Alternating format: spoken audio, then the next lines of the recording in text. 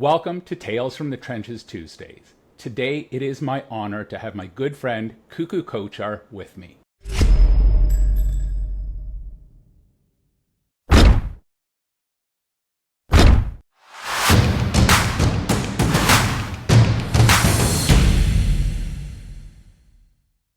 Just a little bit about Cuckoo. He's the president and founder of Phoenix Homes. Cuckoo arrived in Canada in 1972, holding an honors degree in engineering from the Birla Institute of Technology and Science in India. After earning a master's in engineering from Concordia University, he began his career as a project designer and site engineer in Quebec on projects such as the hydraulics at Mirabel Airport and Matagami Access Road for the James Bay Project. In 1977, following a move to Ottawa, Cuckoo began working for the Canadian Mortgage and Housing Corporation as a project manager. By 1984, he was promoted to the position of general manager of their land management group. Cuckoo then formed the Phoenix Group in 1998, recognizing the potential for development in Ottawa and seeing a niche for a developer catering to small builders. Cuckoo's vast contribution to the development industry was acknowledged in 1995 by Prime Minister Jean Chrétien. Mr. Chrétien appointed Cuckoo to the Canadian Mortgage and Housing Corporation's Board of Directors, a position he held for 7 years. In addition to a successful career in engineering and business, Cuckoo has many community involvements, such as over $1 million scholarship program at Carleton University, donating $250,000 to the Cancer Institute of the General Hospital, and organizing many fundraising events. Cuckoo has been recognized by the Association of Fundraising Professionals in Ottawa as the Outstanding Individual Philanthropist for 2017. I am so glad to call him a friend. There's a neat photo of your family that I've really always admired. It's a picture of your dad who is holding a picture of you, who is holding a picture of your son, who's holding a picture of his son, kind of all four generations. And I know that, all four generations lived under one roof for quite some time. So how is philanthropy spoken about around the dinner table? And moreover, do you think those conversations are different here than they would be back in India?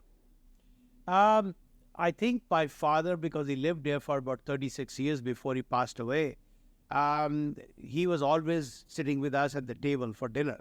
And he would always instill the values that come from our religion as well, that you must share and you must donate. And he would encourage even my grandchildren to understand that the idea of volunteering, the idea of giving, the idea of sharing, and all my grandchildren have that embedded in that. So you're right, that conversation happened here more because my father and myself, we saw it here. We saw it with our own eyes. We participated in it. And I think that becomes important, that if you're participating in it, you must make sure that those values are passed on to your children and your grandchildren. And that's one of the reasons. I remember when you came, you were, I think at that time, working with the Y, and you had asked us to participate. I think you came with, I'm trying to remember now, Jim Taggart, and Yes. you together to my office. And I, discussed it with my father. And he was extremely pleased, and he encouraged us to do whatever we could, and we agreed to give, as you know, remember, $100,000 towards, I think, one of the rooms. And again, purely it was, of course, your instigation. You came here and sort of reminded us that this was happening and what the Y was doing at that time. But I always wanted the blessing of my father. So that's the difference. Because he was still alive, we treat our elders like that. So Yes. That kind of thing is not happening in India as yet. In India, the discussion is mostly helping the poor anonymously because it's part of our culture and culture is part of our religion. So because of those things. But these donations even by entrepreneurs is not a discussion at the table every evening.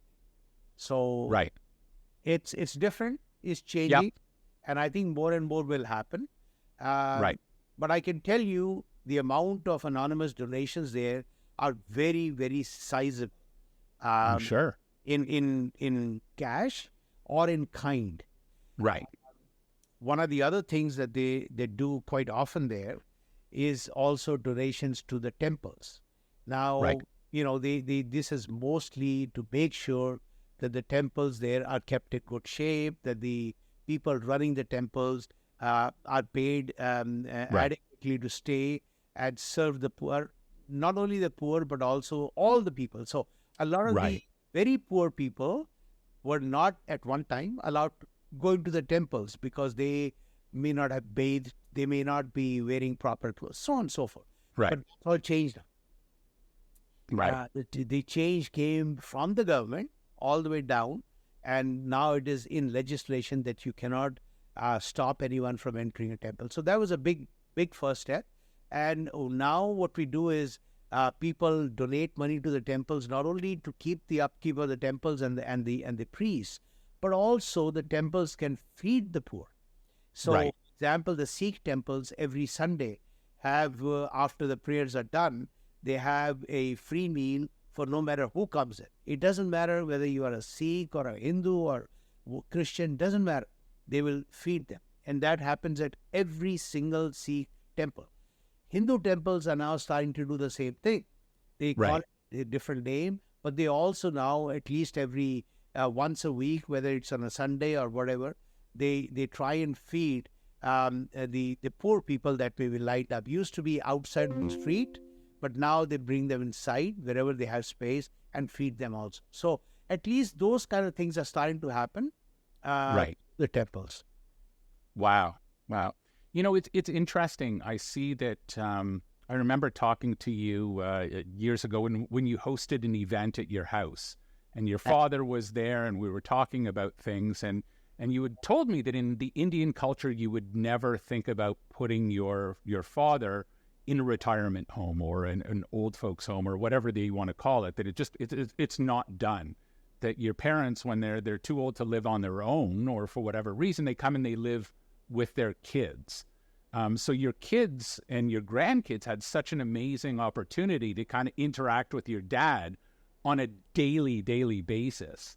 And I think that that's a huge thing, especially as we're seeing, all of us are getting a little bit older and we're all living longer. We're going to, maybe we need something in the middle where it's not going into a retirement home yet, but, maybe living there. So I thought that was a really neat example of the dynamic that's there. And I think it can only make the family closer.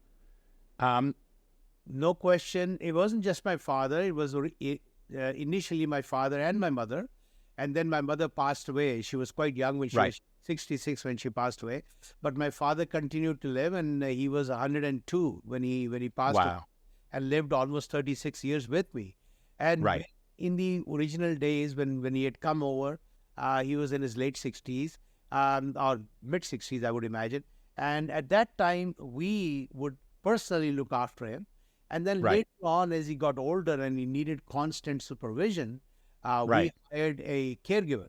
And we looked after him so that she lived in house. In my house, we provided for her, and she would take care of him. And we would again interact with him as much as we could over dinner table, in the morning and on the weekends. And the biggest thing it did is it taught my children and my grandchildren how to take care of your elders, your grandparents.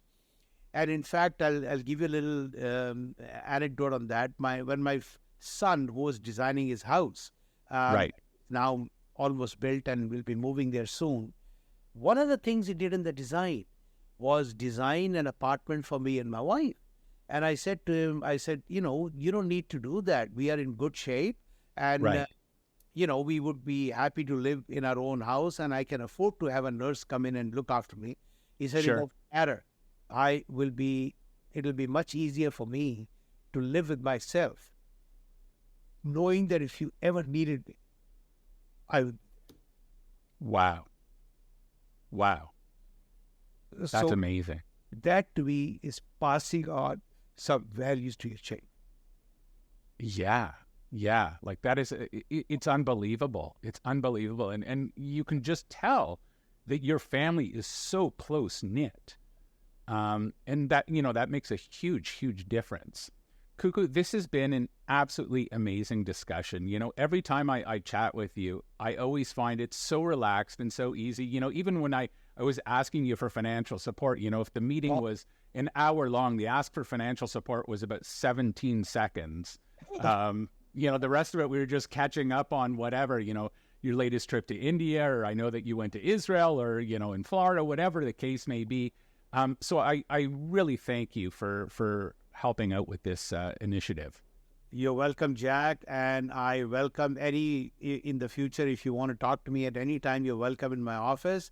And you continue to do the great work for humanity you're doing. I mean, I really appreciate your work, your efforts to raise the idea of philanthropy in our society. This is so important to all of us, and of course to people that are less privileged than us. Yeah. We have to continue to have the services of someone like you.